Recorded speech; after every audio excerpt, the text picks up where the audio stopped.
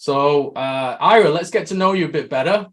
So explain your background. What did you study academically? What developed your skill set and interest in analytics and business revenue modeling?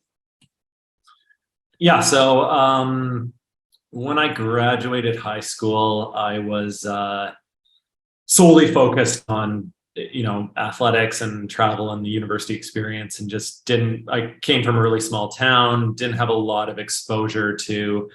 They never taught calculus or economics or anything. I ended up moving towards in university. So I just, I wanted to get a kind of track and field scholarship and travel around a bit. And so I initially entered UBC, and I studied physics for a year.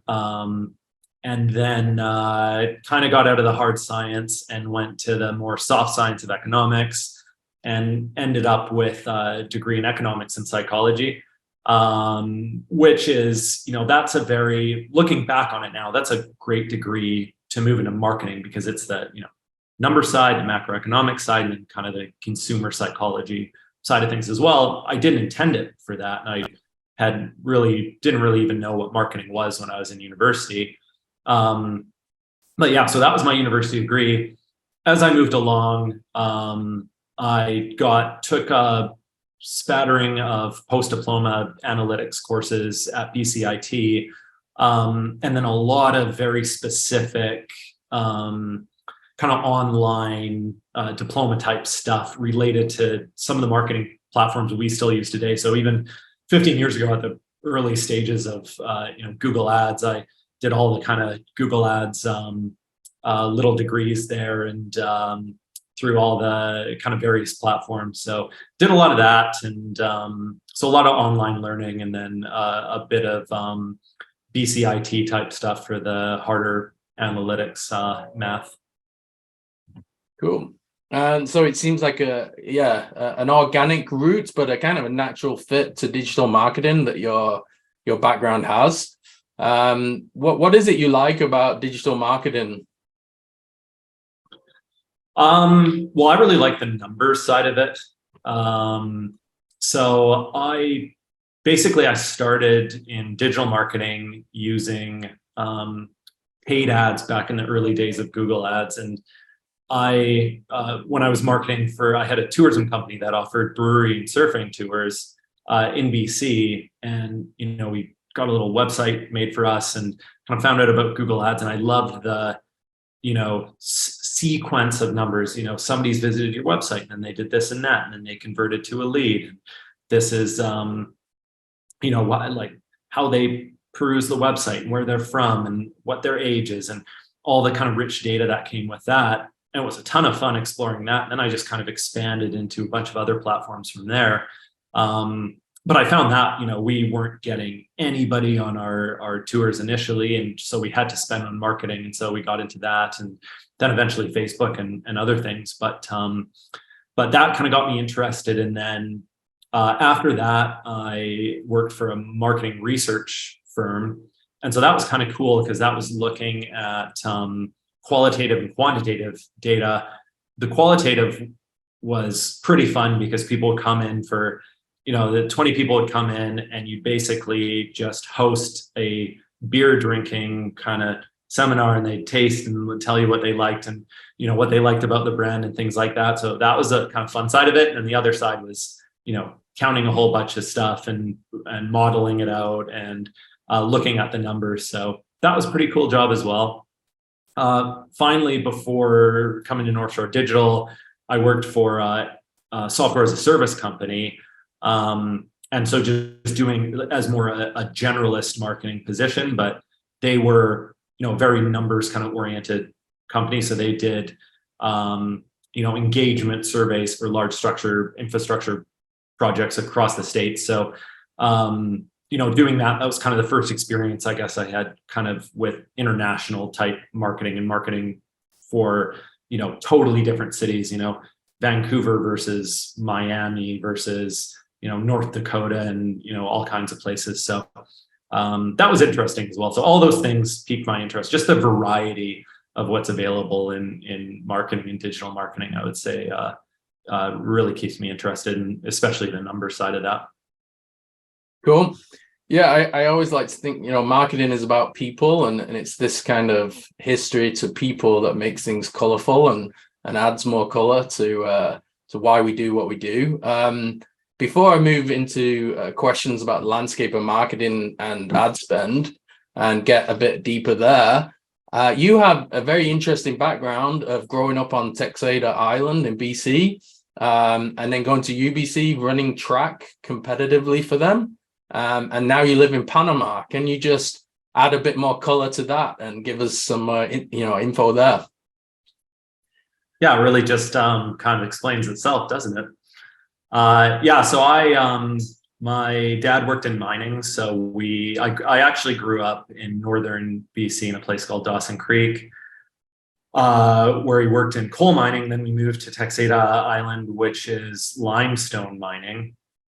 And so that's a really small town. It's even smaller now because the mines have kind of diminished since I was there. It was about 1,200 people, and I was there maybe be 900 now. So I really loved playing soccer through kind of middle school and high school, and then eventually found I could get on a breakaway, outrun people, but I had a ton of offsides and unscored goals. I just like shoot it way above the net, kind of like England's last penalty shot there. So never scored.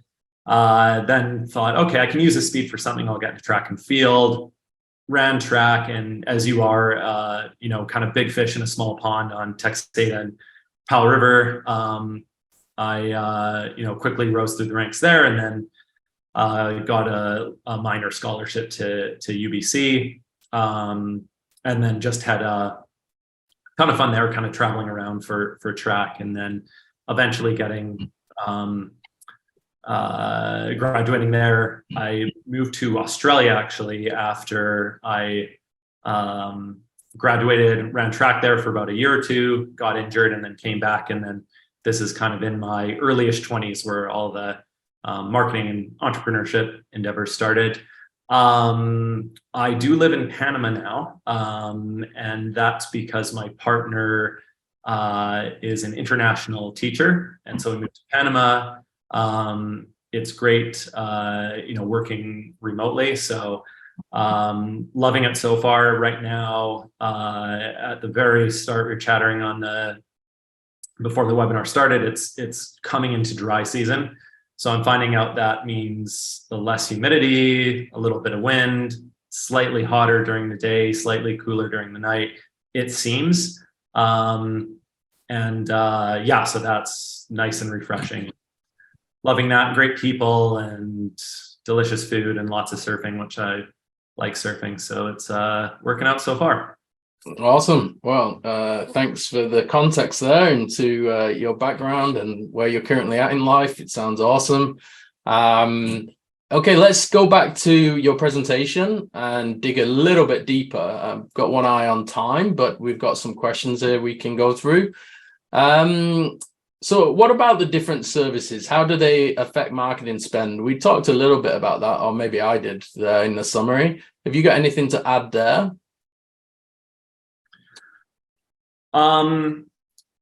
So services differ widely in cost per acquisition.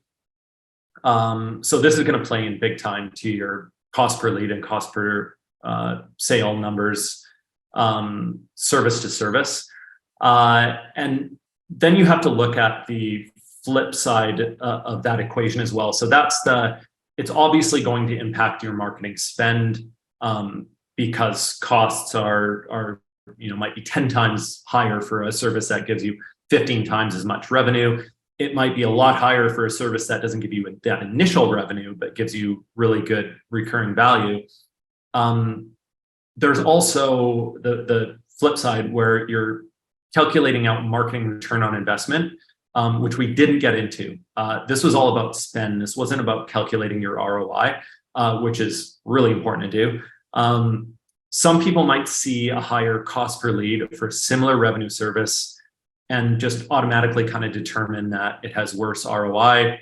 But this isn't necessarily the case when you look at the lifetime value of the service or profit margins of the service or how you're utilizing your resources. So yeah, services have a major impact on marketing spend. And we always recommend just go service by service and run through. We always, with our partners, run through this calculation with each distinct service, because it's going to cost 10 times as much to get a lead potentially for a different service, but you might get 12 times the revenue or profit or whatever else it is. So that's something that certainly has to be taken into account.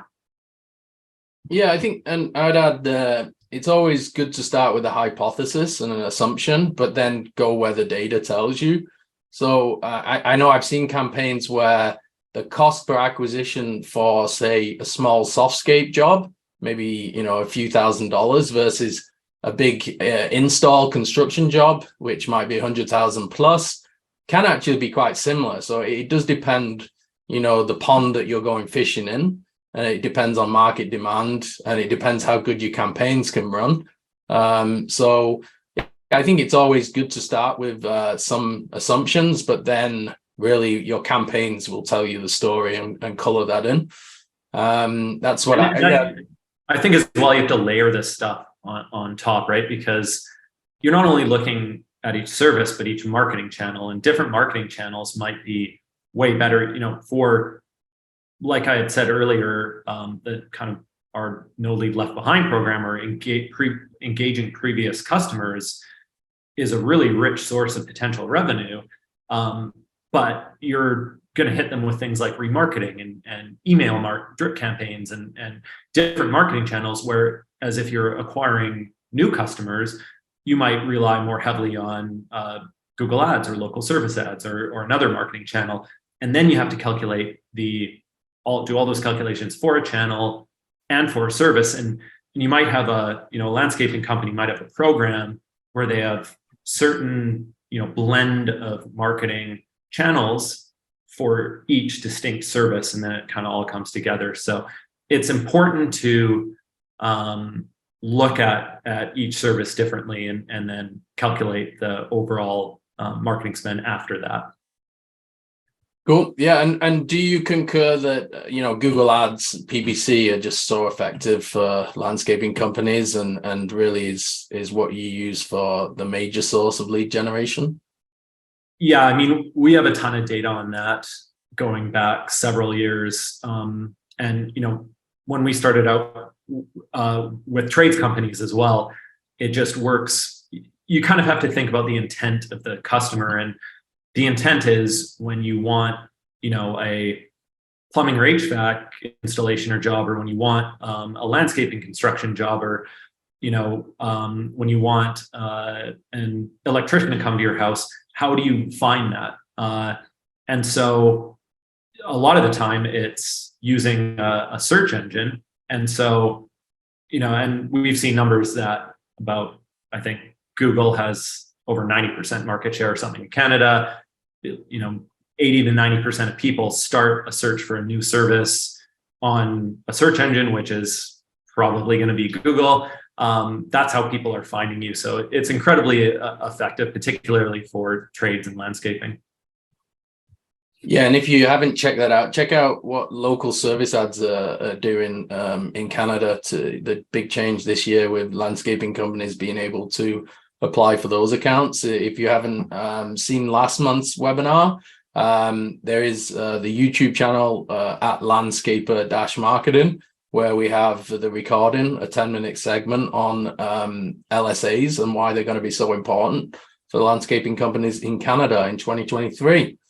Finally, question here. You're the king of analytics. How should you measure all this stuff and track it? And when should you do that? Yeah, so as mentioned at the start of the presentation, the more robust your measurement systems and processes, the more accurate your data, and the better you'll be able to prepare and succeed in your future marketing endeavors. So I'm personally a big fan of tracking as much as you can. And for that reason, we have a pretty comprehensive analytics program in place for our landscaping partners.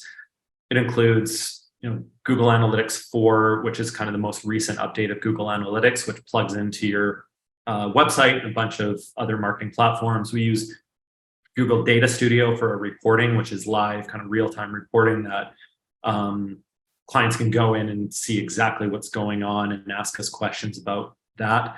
And that also plugs into all their kind of marketing platforms and spends and shows ROI and everything else. And yeah, so I'm personally a huge fan of just having a really good system and methodology in place to look at every single number. As mentioned earlier, a lot of landscapers, they'll come to us and not know things that they should know about their company, like their churn rates or their recurring revenue, or even what percentage of revenue from each service that they currently have and that they want to grow by, their profit margins, things like that. So it's really important as you grow a business and as you scale to get a good handle on all of this. Your finances are extremely important. And that's why we start with this. We start with, how much data do you have, and then how much do you need to get? And we'll customize analytics for that. Some companies are really good at collecting data. They have some of this set up, or they have a lot of it set up. Some don't have any, and they need to kind of as they pursue growth and try to scale. Yeah, and I just add, typically we measure things and look at it on a monthly basis. So we see how we perform month to month, and then in order to calculate the inputs for these equations to calculate marketing spend, it's important that you have, a custom spreadsheet that you use in order to see if you're on track for the amount of inquiries you need per service each month. And some companies have more robust CRM systems where you can track this more easily. But at the end of the day, there's nothing stopping you just doing this on a spreadsheet and just having quite a neat, concise way of doing this, so that you have this historical data when it's time to plan for the next calendar or fiscal year.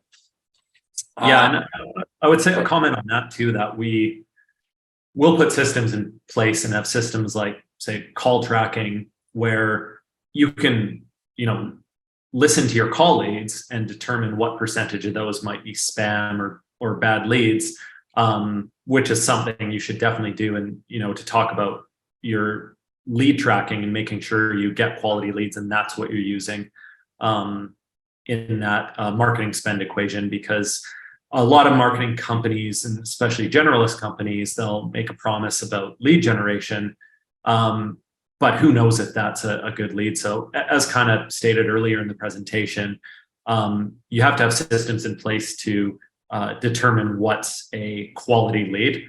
And for us, that's just a person who you can sell your service to. So yeah, it's great to be able to start to track that, to filter